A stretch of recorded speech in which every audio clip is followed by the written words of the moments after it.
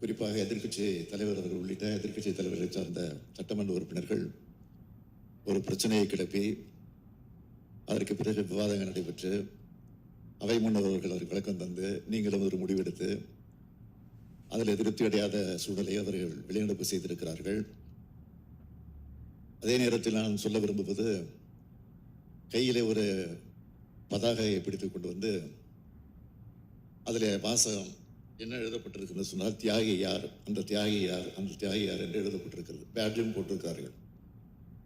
மறைந்த எம்ஜிஆர் அவர்களால் உருவாக்கப்பட்டு மறைந்த அம்மையார் ஜெயலலிதா அவர்களால் வளர்த்தெடுக்கப்பட்ட அதிமுகவை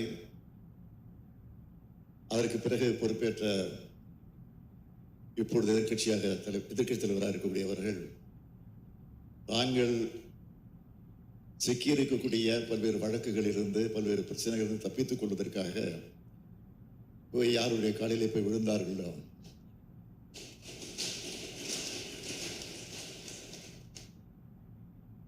ஆக இன்றைக்கு அப்படி விழுந்த நேரத்தில் நொந்து போய் நூல்ஸாக மாறி இருக்கக்கூடிய அதிமுக தொடர்கள் தான் இன்றைக்கு தியாகிகளாக இருக்கிறார்கள்.